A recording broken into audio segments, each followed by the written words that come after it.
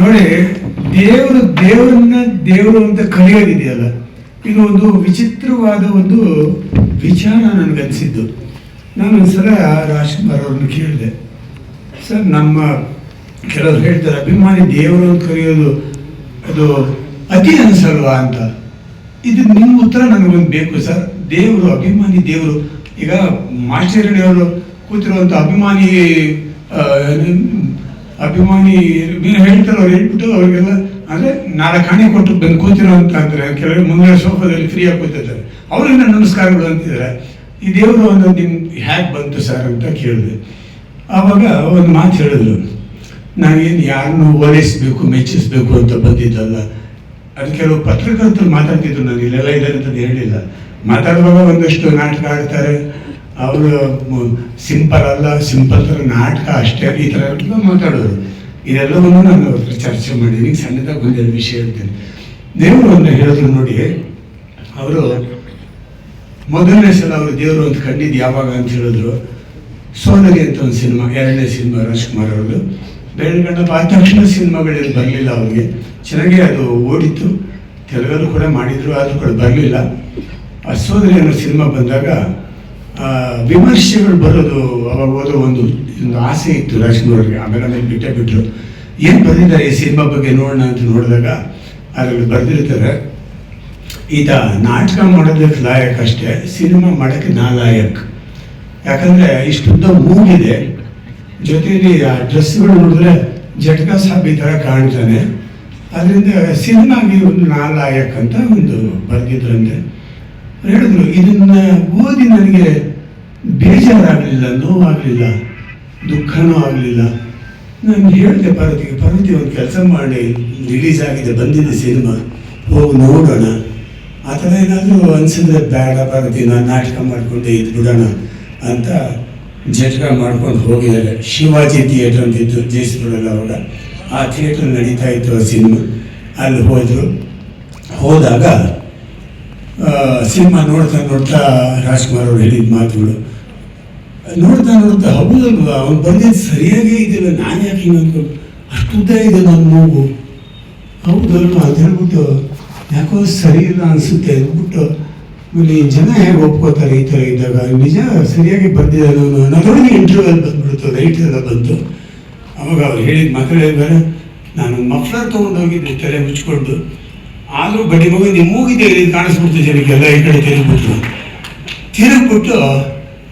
ನೀವೇ ಅಲ್ವಾ ಬನ್ನಿ ಅಣ್ಣ ಅಂತ ಕರೆದು ಸ್ಕ್ರೀನ್ ಮುಂದೆ ಕರ್ಕೊಂಡೋಗಿ ನಿಲ್ಲಿಸಿ, ಹೊರಗಡೆ ಯಾರೋ ಹೂವಿನ ಹಾರಗಳೆಲ್ಲ ಹುಡುಕ್ಬಿಟ್ಟು ತಂದು ರಾಜ್ಕುಮಾರ್ಗೆ ಜೈ, ಕನ್ನಡದ ಆಸ್ತಿ ರಾಜ್ಕುಮಾರ್.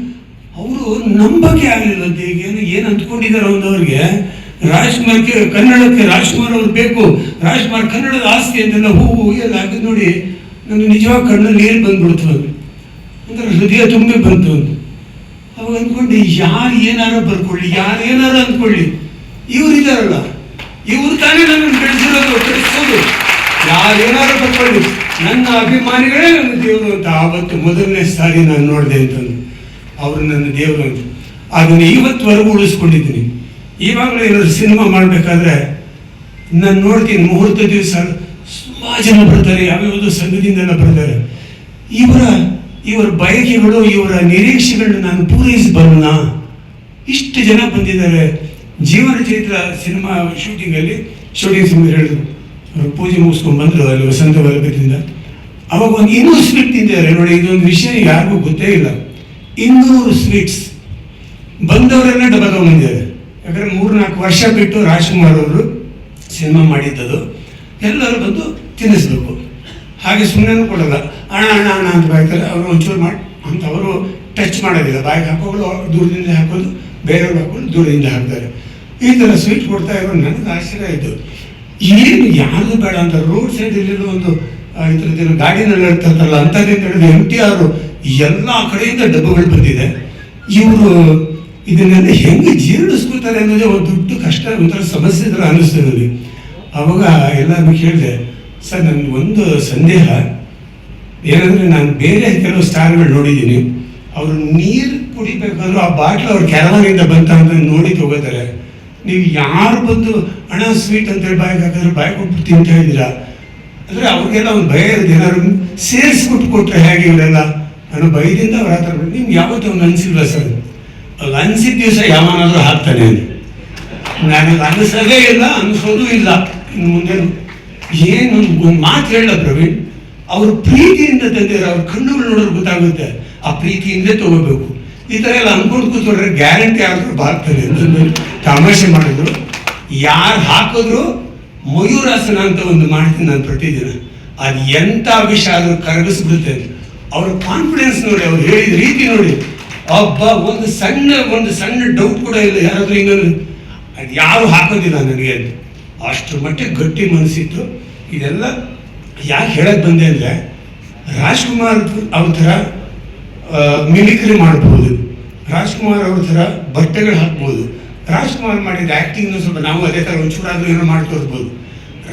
ಈಗ ನಾನು ನನಗೆ ಬರೋಬೇಕಾದ್ರೆ ರಾಜ್ಕುಮಾರ್ ಅವರ ತರಹ ಒಂದು ದಿನ ಬದುಕಕ್ಕೆ ನಮ್ಮ ಕೈಲಿ ಆಗೋದಿಲ್ಲ. ಖಂಡಿತವಾಗಿ ನೋಡ್ಬಿಟ್ಟು ಎಷ್ಟು ನೋಡಿ, ರಾಜ್ಕುಮಾರ್ ಅಭಿಮಾನಿಗಳು ಯಾರೇ ಇರಲಿ ನನ್ನ ಹತ್ರ ಬರ್ತಿರ್ತಾರೆ, ಸ್ಟುಡಿಯೋಗೆ ಬರ್ತಾರೆ, ಎಲ್ಲೋ ಸಿಗ್ತಾರೆ, ಅವ್ರ ಹತ್ರ ಒಂದಲ್ಲ ಒಂದು ಒಳ್ಳೆ ಗುಣ ಇದ್ದೇ ಇರುತ್ತೆ. ಅದಕ್ಕೆ ಅದು ರಾಜ್ಕುಮಾರ್ ಪ್ರಭಾವದಿಂದ ಬಂದಿರುವಂಥ ಗುಣ.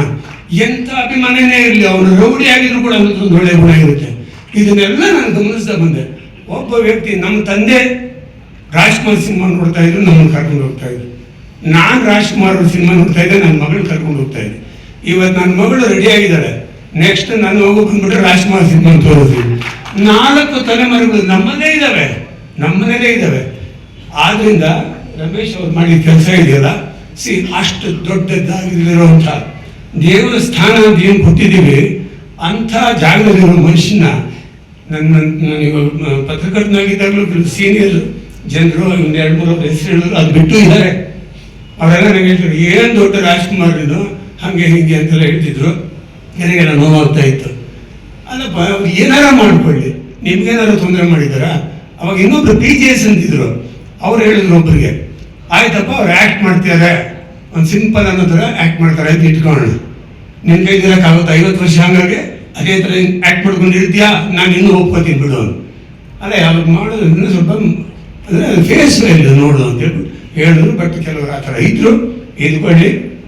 ಆದರೂ ಕೂಡ ಅದ್ರ ವಿಷಯ ಚಿಕ್ಕದಾಗಿ ಹೇಳ್ಬಿಟ್ಟು, ಯಾಕೆ ನಮ್ಮಂಥವ್ರು ನೋಡಿದ್ರೆ ರಾಜ್ಕುಮಾರ್ಗೆ ಯಾರಾದರೂ ವಿರುದ್ಧವಾಗಿ ಏನೋ ಅಂದರೆ ವಿಕಟವಾಗಿ ಅಂತೆಲ್ಲ ಬರೆದ್ರೆ ಯಾಕೆ ನೋವಾಗುತ್ತೆ ಅಂದರೆ, ನಾನು ಇವತ್ತು ಸುಬ್ರಹ್ಮಣ್ಯ ಅವರು ನಮ್ಮ ಎಲ್ಲರೂ ಹತ್ತಿರದಿಂದ ನೋಡಿದ್ದೀವಿ, ಇಲ್ಲೇ ಇದ್ದಾರೆ, ಹತ್ತಿರದಿಂದ ನೋಡಿದ್ದೀವಿ. ಏನು ಒಂದು ಸಣ್ಣ ವಿಷಯ ತಪ್ಪು ಮಾಡಿದ್ರು ಜೊತೆಲಿರೋರಿಗೆ ಬೈತಾರೆ ರಾಜ್ಕುಮಾರ್ ಅವರು.